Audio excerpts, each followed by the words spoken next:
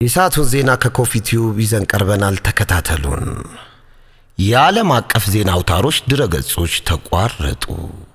ዓለም አቀፍ ዜና አውታሮች የሆኑት የፋይናንሻል ታይምስ፣ የኒውዮርክ ታይምስ እና የብሉምበርግ ኒውስን ጨምሮ የሌሎችም የዜና አውታሮች ድረገጾች አገልግሎታቸው ተቋረጠ። የሲኤንኤን የፈረንሳይ ሊሞንዴ ድረገጾችም 4 ሰዓት አካባቢ የስህተት ምልክት ታይቶባቸዋል። አልጀዚራ ድረገጹም ተመሳሳይ ችግር ገጥሞት ነበረ። የብሪታንያው ዘጋርዲያን በድረገጹና በአፕሊኬሽኑ ላይ ችግር ገጥሞት እንደነበረ ገልጿል። ሌሎች የብሪታንያ የዜና አውታሮች ድረገጾች ወዲያው መስራት አቁመው ነበረ። በርከት ባሉት ዓለም አቀፍ ዜና አውታር ድረገጾች ላይ ምን እንደተፈጠረ እና ለምን እንደተቋረጡ ለጊዜው አልታወቀም። አልጀዚራ ሰኔ 1 ቀን 1997 ዓመተ ምህረት ኢህአዴግ ስልጣን ከያዘ በኋላ ለሶስተኛ ጊዜ የተካሄደው የ1997ቱ አገር አቀፋዊ ምርጫ ተከትሎ በተፈጠረው ቀውስ ሳቢያ ሰኔ 1 1997 በመንግስት የተገደሉ ዜጎች ዛሬ 16ኛ ዓመት መታሰቢያቸው ነው። በወቅቱ ኢህአዴግ ይህንን መሰሉ አንባገነናዊ ተግባር የፈጸመው ስልጣኑን ለማስጠበቅ ስልጣኑን የሚያስጠብቀውም በመሳሪያ ኃይል እንጂ በህዝብ ድምጽ እንዳልሆነ የተቀናቃኝ ፖለቲካ ኃይሎች በተለያየ ጊዜያት ተናግረዋል። ሰኔ 1 ቀን 1997 በግፍ በመንግስት የጸጥታ ኃይሎች የተገደሉ ዜጎች ለነጻነት፣ ለዲሞክራሲ፣ ለፍትህ፣ ለሀገራዊ አንድነት ዋጋ የከፈሉ እንደሆኑ ይነገርላቸዋል። በየዓመቱም በዚህ ቀን ይታሰባሉ። ፖለቲከኞች፣ የሰብአዊ መብት ተሟጋቾች ይህንን የሰኔ 1 ቀን 1997 ዓ.ም ክስተት ለሁሉም ትምህርት የሚሰጥና መቼም ቢሆን ሊደገም የማይገባው ብዙ ትምህርት ሰጥቶ ያለፈ እንደሆነ ይናገራሉ። በወቅቱ ሰኔ 1 ቀን 1997 ዓ.ም በግፍ የተገደሉ፣ የቆሰሉ፣ ለእስርና እንግልት የተዳረጉ ዜጎች ኢትዮጵያን ያስተዳድር በነበረው ኢህአዴግ በሚባለው ፓርቲ ወቅት ሲሆን ፓርቲው ከዓመት በፊት በኢትዮጵያ ምድር ህልውና እንዳይኖረው ተደርጎ ከስሟል። በውስጡ የነበሩት ድርጅቶች ከአንዱ ውሃት በቀር አንድ ላይ ተዋህደው ውህድ ፓርቲ ፈጥረው ኢትዮጵያን እያስተዳደሩ ነው።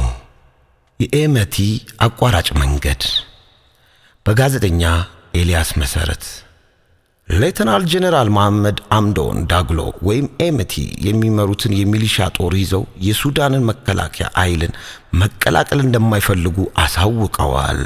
ዛሬ ከወደ ካርቱም የተሰማው ይህ ዜና ብዙ ቀጠናዊ ዕድሎችን ይዞ ሊመጣ እንደሚችል ይገመታል። የአልበሽር መንግስት ከወደቀ ወዲህ ከሸሽ እንደተደረገ የተሰማው ኤሚቲ የያዘውን ኃይል ይዞ በቀጣይ ምን ማድረግ እንዳሰበ በይፋ ባይታወቅም ከግብጽ ጋር ደፋ ቀና ያለ ላለው የሱዳን መንግስት ሌላ ከባድ ራስ ምታት ሊሆን ይችላል። በቀጠናው ስትራቴጂካል አሰፋፈር ለማስተካከል ለሚጥሩ ደግሞ ጥሩ አጋጣሚ እንደሆነ ይታሰባል።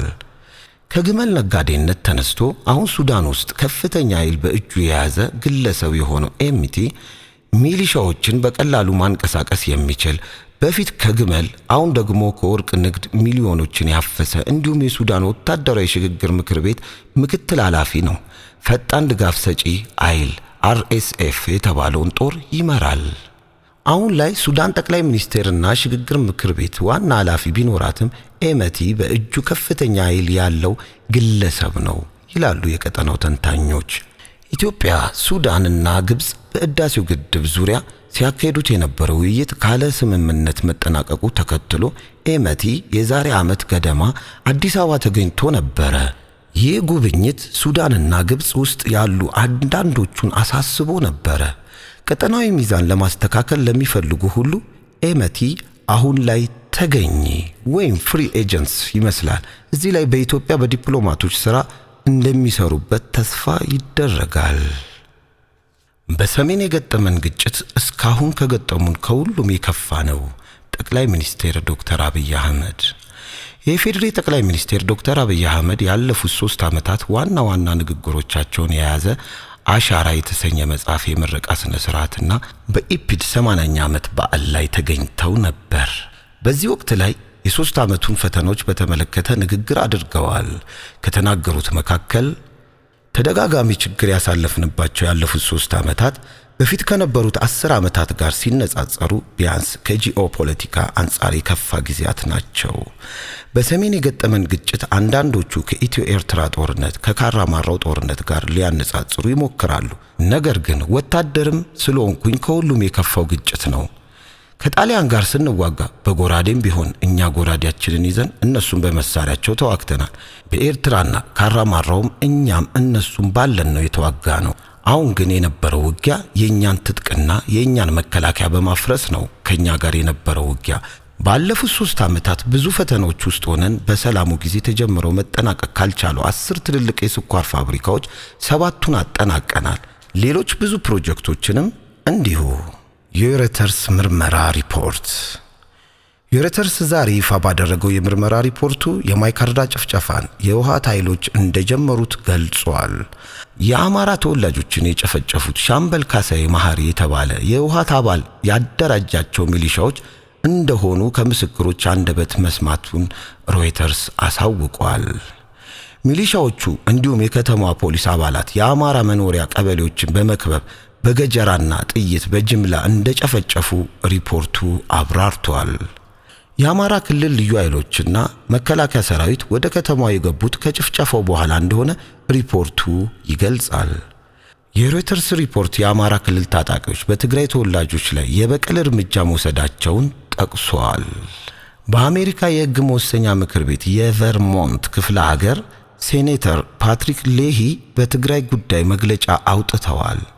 መግለጫው ሲጀምር በ1984 እንደ አውሮፓውያን አቆጣጠር በኢትዮጵያ በነበረው ድርቅ ሳቢያ በስፋት በተከሰተው የምግብ እጥረትና በመንግስት አድሏዊ ፖሊሲዎች የተነሳ የደረሰውን ከባድ ረሃብ፣ በዚህም ምክንያት ብዙዎቹ የትግራይ ተወላጆች የሆኑ ሰውነታቸው በረሃብ ያለቀ 1 ሚሊዮን ኢትዮጵያን የተሰደዱበትን የሚዘገንን ቸነፈር በደንብ አስታውሰዋለሁ። ቆይቶ ዝናብ መጣል ጀመረ። ስደተኞቹም ወደ ቀያቸው ተመለሱ። ይሁን እንጂ ከዚያ ጊዜ ጀምሮ አገሪቱ በየጊዜው ግጭትና የበቂ ምግብ እጦት ተለይቷት አያውቅም ሲሉም የዩናይትድ ስቴትስ የሕግ መወሰኛ ምክር ቤት አባል አክለዋል። ዛሬ የትግራይ ህዝብ ዘግናኝ በሆነ ደረጃ ጭካኔ የተሞላበት ሰብአዊ መብት ጥሰት ጥቃት እየተፈጸመበት ነው ያሉት ሴኔተር ሌሂ ህዝቡ በአጣዳፊነት የሚያስፈልገው የምግብ እርዳታ እንዳይደርሰው የኢትዮጵያና የኤርትራ ወታደራዊ ኃይሎች እንዲሁም ሌሎች ታጣቂ ቡድኖች እየከለከሉ ናቸው ብለዋል። የአሜሪካና ሌሎችም ከፍተኛ ዲፕሎማሲያዊ ጥረት እያደረጉ ቢሆንም የግጭቱ ተሳታፊ ወገኖች ግጭቱን አቁመው ሰላማዊ መፍትሄ ለመፈለግ የወሰዱት አንዳችም ትርጉም ያለው እርምጃ የለም ሲሉ አክለዋል። ትግራይ ውስጥ የሚፈጸሙት ግድያዎች፣ በግዴታ ከቀዬ ማፈናቀል፣ ወሲባዊ ጥቃቶች እና ሌሎችም የሰብአዊ መብት ጥሰቶች እንዲሁም በውሃ አቅርቦት ስፍራዎችና በሆስፒታሎችና በመሰል የጤና ማዕከሎች ላይ የሚደርሰውን ውድመት የአሜሪካ መንግስት አውግዞታል።